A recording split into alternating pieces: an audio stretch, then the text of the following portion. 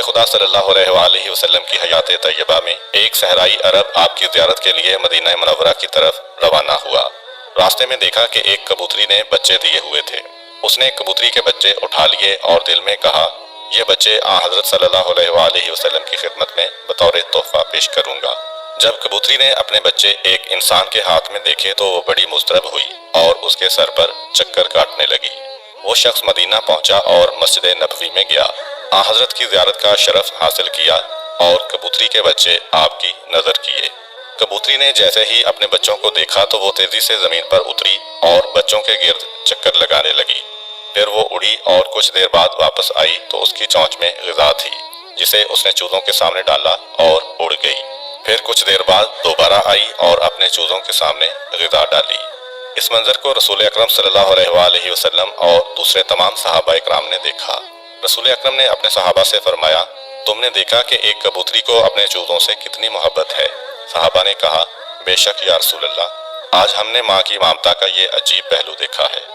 حضرت صلی اللہ علیہ وآلہ وسلم نے فرمایا، مجھے اس ذات کی قسم جس کے قبضہ قدرت میں میری جان ہے اور جس نے مجھے برحق نبی بنا کر مبعوث کیا ہے، تم نے ممتا کی جو شفقت دیکھی ہے، اللہ اس کی نسبت ہزاروں گنا اپنے بندوں پر مہربان ہے۔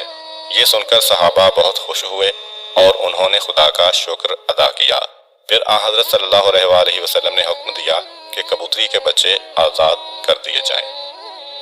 جالینوس اپنے دور کا مشہور حاذق طبیب اور بہت بڑا عالم تھا۔ ایک دن بیٹھے بٹھائے اس کے ذہن میں ایک سوال پیدا ہوا کہ خدا نے غلاظت میں پلنے والے سیاہ بھنورے کو کیوں پیدا کیا؟ اس غلیظ بھنورے کی پیدائش کا بھی کوئی فائدہ ہے؟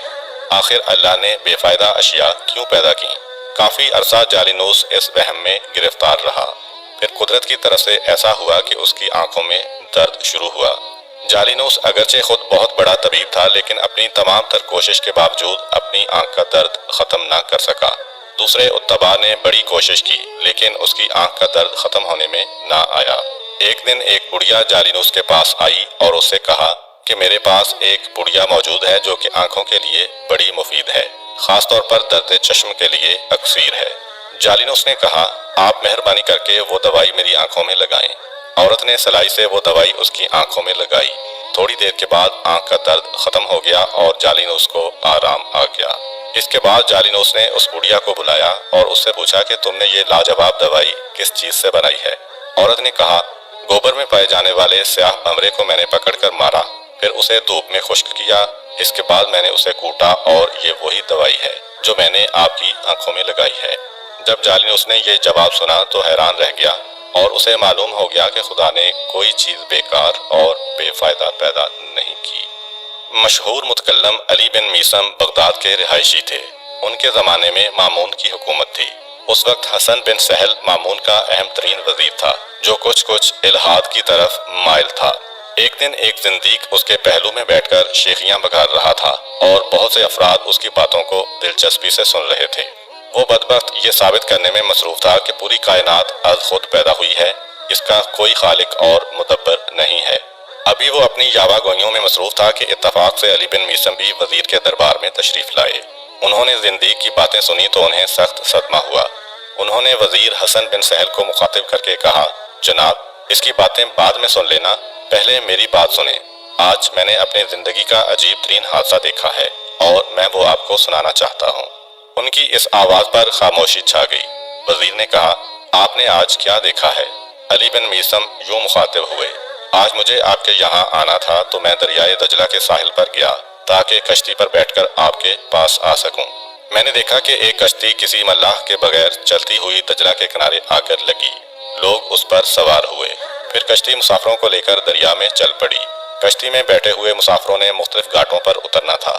کشتی ہر ایک گھاٹ پر گئی اور مسافر اپنے اپنے گھاٹ پر اترتے گئے۔ پھر آخر میں اس نے مجھے آپ کے محل کے سامنے آ کر اتارا، اس کے بعد آپ کے پاس چلا آیا۔ زندیق نے جب یہ داستان سنی تو اس نے چیخ کر کہا، وزیر صاحب، اس شخص کی باتیں سننا وقت ضائع کرنے کے مترادف ہے۔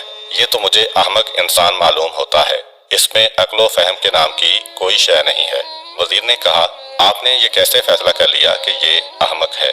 زندیق نے کہا، جناب، اس سے بڑھ کر اور حماقت کیا ہو سکتی ہے کہ ایک کشتی ملاح کے بغیر خود بخود چل کر گھاٹ پر آئے اور مسافروں کو اٹھا کر مختلف گھاٹوں پر اتارے، جبکہ ہم سب جانتے ہیں کہ کشتی لکڑی سے بنی ہوئی ہوتی ہے۔ وہ جمادات کی ایک شکل ہے، اس میں تو روح ہے اور نہ عقل اور نہ ہی احساس ہے۔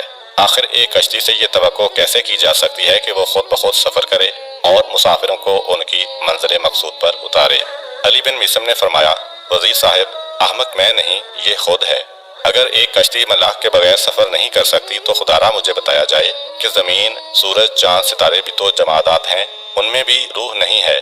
وہ لاکھوں سالوں سے کسی مدبر کے بغیر اپنے اپنے مدار میں کیسے گردش کر رہے ہیں، اور وہ اپنے مدار سے کیوں نہیں ہٹتے، اور وہ مسلسل لگی بندھی حرکت کیوں کر رہے ہیں، جبکہ کشتی تو ملاح کے بغیر نہیں چل سکتی؟